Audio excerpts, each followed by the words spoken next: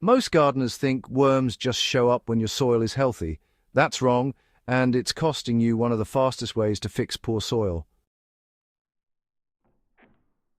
What actually happens in most gardens is the opposite. The soil stays compacted, low in organic matter, and biologically inactive. Worms don't move in, nutrients don't cycle properly, and your plants end up growing in what is basically dead ground. You can water, fertilize, and mulch all you want, but without worm activity, your soil never fully comes alive. And here's the part most people overlook. If you're not consistently feeding your soil, you're starving the very organisms that make it productive. That's why I use a sealed kitchen compost bin, the Epica countertop compost bin. It solves a simple but critical problem, collecting usable organic waste daily without smell or mess. Most people skip this step because it's inconvenient, and that's exactly why their soil stays lifeless. I'll leave the exact one I use in the description if you want to check it out. Now, let's get into what actually brings worms into your garden fast. This isn't about waiting for worms. It's about pulling them in. Worms don't randomly appear. They follow food and moisture. If your soil doesn't offer both in the right form, they stay away. But when you create a concentrated food zone underground, something interesting happens. Worms detect it quickly and start migrating toward it, even from surrounding areas. I've tested this in multiple beds, completely average soil at the start. Within days of setting this up, worm activity increases dramatically.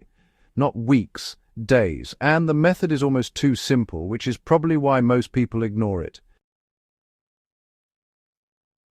Here's what I actually bury and why it works. The core idea is to create a worm feeding station directly in your soil. I dig a small hole about 15 to 25 centimeters deep, not shallow. Depth matters because you want to keep the environment moist and protected from heat. Into that hole, I add a mix of kitchen scraps and soft organic material. Things like vegetable peels, fruit scraps, used tea leaves, and crushed eggshells work extremely well.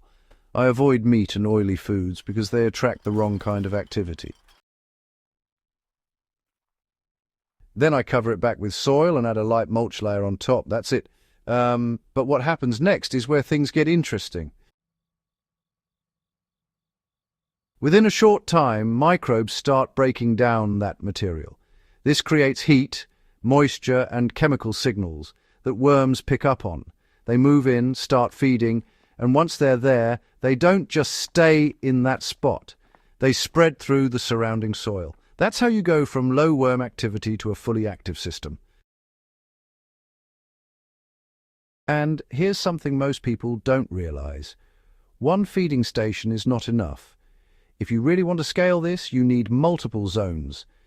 In my raised beds, I usually create one feeding pocket every 60 to 90 centimeters. In larger garden plots, I space them out about a meter apart. This creates a network of activity instead of just a single hotspot. Over time, these zones, well, they connect. Worms move between them, soil structure improves across the entire bed, and you start seeing consistent results instead of just isolated improvement. This is where the 10x effect actually comes from. Not one hole, but a system. Now let's talk about timing, because honestly, this is where most people mess it up. If your soil is completely dry, this won't work well at all. Moisture is what activates the system. Before I bury anything, I make sure the soil is just slightly damp, not soaked, just evenly moist. After covering the feeding pocket, I water lightly to kickstart microbial activity. Then I leave it alone. Overwatering at this stage is a mistake. You don't want to flood the system. You want to create a stable environment. In most conditions, you'll start seeing increased worm presence within 3 to 5 days if everything is balanced. And if you're not seeing results, there's usually a reason.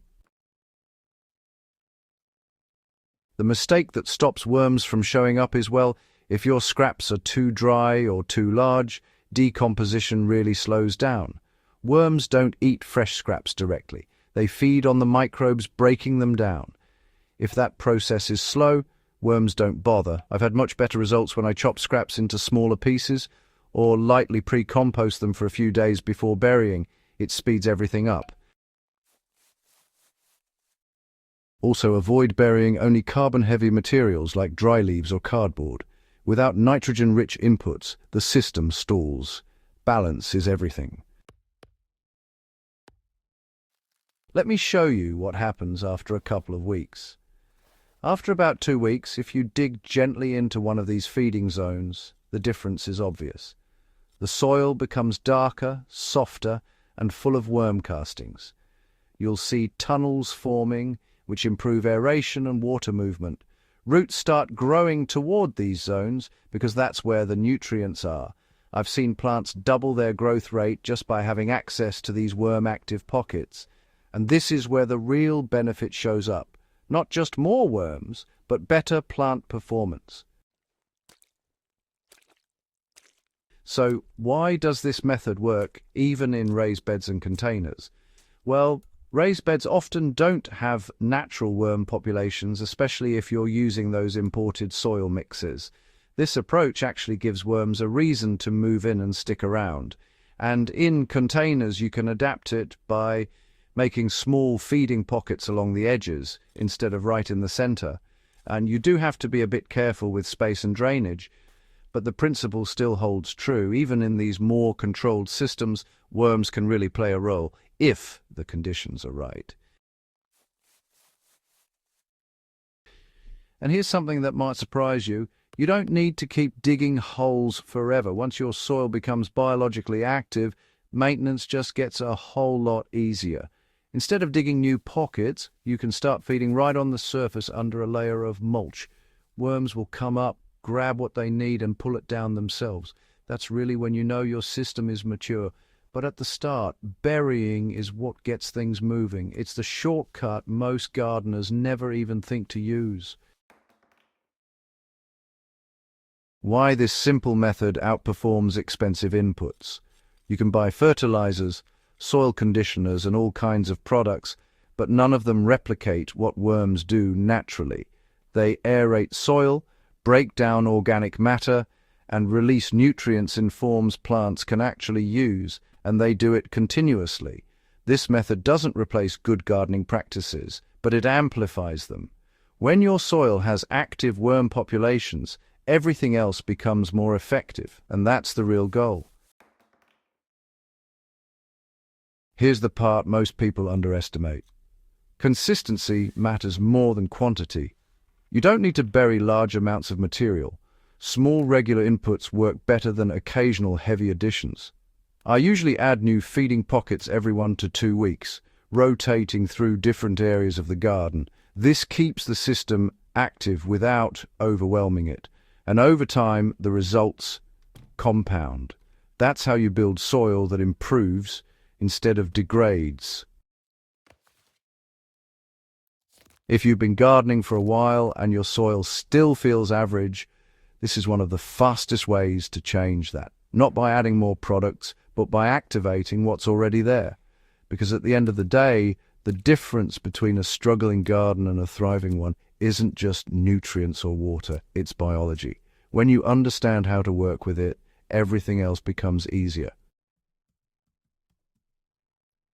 If you found this useful, subscribe to Farm Logic for more real-world methods that actually improve your results, not just surface-level tips. And if you know someone dealing with compacted, lifeless soil, share this with them. It might be the simplest fix they haven't tried yet.